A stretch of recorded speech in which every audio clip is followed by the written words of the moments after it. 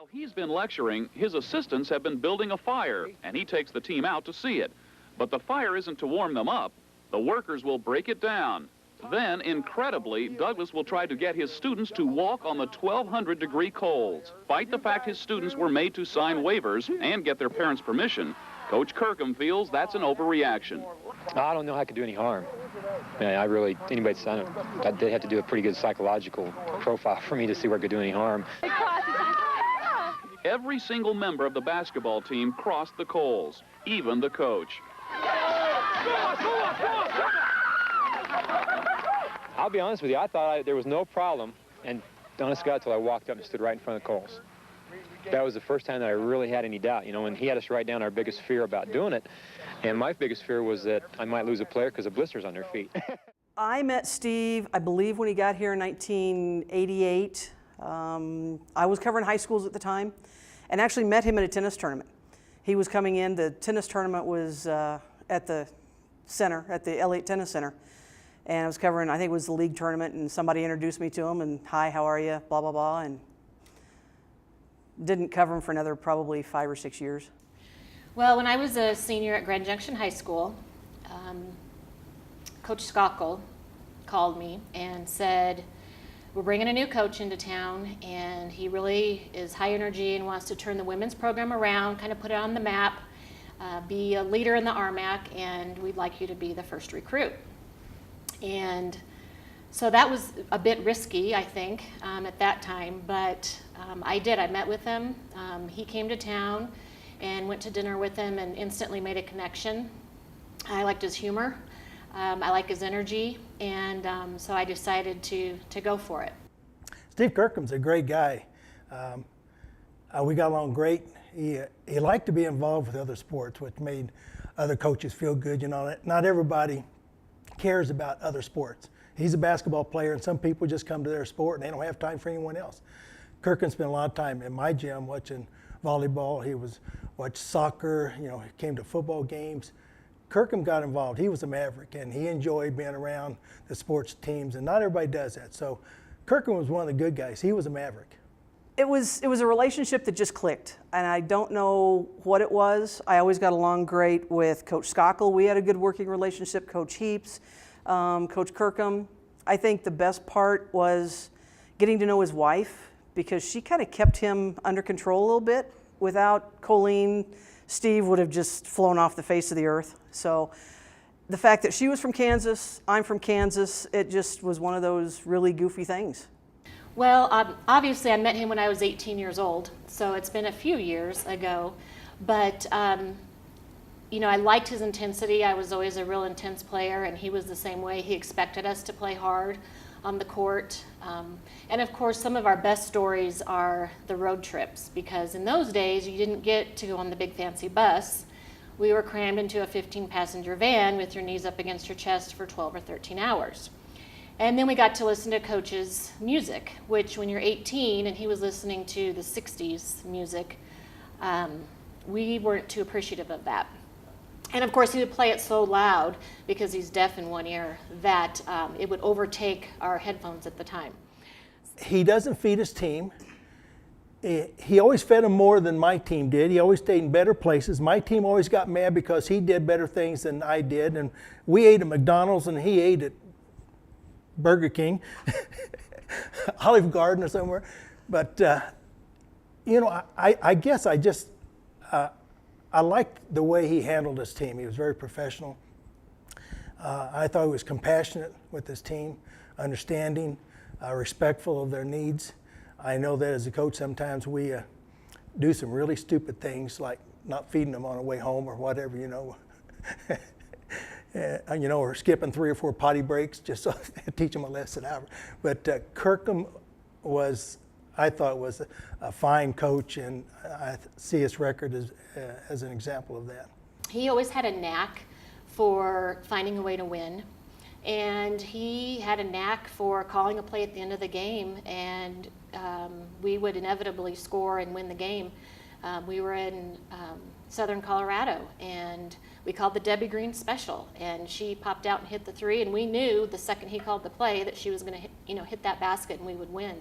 So I think his knack for even finding a way to win and under that pressure of the end of the game, drawing something up and having it work was pretty amazing looking back on it.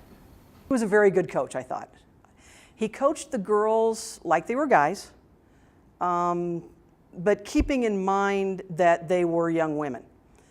He didn't cut them any slack. He demanded a lot from them. I thought he was fair. He was an interesting coach to watch, just because he would do things that's like, really? You're going to change offenses in the middle of the season? He did that I don't know how many times. Wasn't working, we'll change it to something else. Anyway, we'd say, hey, Miracle-Air, turn the radio down. And, you know, I say he was a very intense person, but as an adult now, looking back on it, he was extremely patient because we were always pulling jokes on him, especially on our road trips. And we would be in a parking lot after eating, and we'd all pile in the van, and he'd put it in reverse. And we'd say, okay, ready? 1, 2, 3. And we'd all scream and hit the side of the van and make it sound like we had run into a vehicle. And so the first couple times, he'd put it in park, and say a word or two, hop out of the van, and realize we weren't within 10 feet of anything else. So, you know, as an adult looking back on that, I probably would have made the girls run home from Denver. And he'd just laugh and get back in, and we'd go on again. So he was very intense, had a temper, but was also extremely patient. With it, she just always has the same look on her face. And I know that some of our opposing coaches have mentioned, well, that Mark Antonio, man, she's a cool customer. You know, most of you know him as Steve Kirkham. He begged us to play golf with us because he wasn't very good. And so we let him play. And it was a struggle most of the time. We took his money. But you guys don't know this, not very many people do. We call him Helicopter. Yeah, when he had a bad hit, he'd take that club and just throw it way up in the air, and it looked like a helicopter blade going way out of nowhere. And so we call him Helicopter. But, and you know, it's been hard. We had a coach's team we play with, but it's hard finding someone now that's as bad as he is to play with us so we could take their money. Other than that. And since he was driving, he was always in charge of the music. And as soon as they went in, you looked in the rearview mirror, 12 sets of headphones immediately went on, and either now it would be iPods, but cassette players or CD players or whatever would immediately go on. He earned his nickname Freedom Rock. Let me think, who was it? Elisa Stalker nicknamed him Freedom Rock because there was a commercial at the time of, 80s rock and roll hits, Freedom Rock. And the girls saw it, and they said, that's Kirkham. He is Freedom Rock. Well, when you're that young and going through it, you think you're learning basketball or learning to be a teammate, but it's actually preparing you for life. And you don't realize that until you're out in the real world and having to deal with people and be part of a team and decide who the leader is and how to come together to get something accomplished. And so, he always made our roles very well known as to what they were to accomplish our certain goals. I think he's honest. He's an honest person. He demands honesty. I think one of the most impressive things is every senior who played for him graduated. I mean, that's, honest, honorable. I'm supposed to be good with words, but it's hard to pick one word. Steve and I are friends, families. We're involved with each other's families. He was there when there were concerns with my family, and I was there with him. And there was a lot of coaches that had the availability to him. They could get into his door, and he made you feel good about yourself, and he listened to you and tried to help with the concern. I think he did that with not just players, but with his cohorts in the building. And we spent a lot of time together. I'm not sure I affected him much at all, but he had an innate ability to just communicate with people and dissolve some maybe differences, whatever, and solve a lot of issues. Stevie with a V, Patty with an I. Hey, congratulations on being in the Hall of Honor. It's an honor well deserved.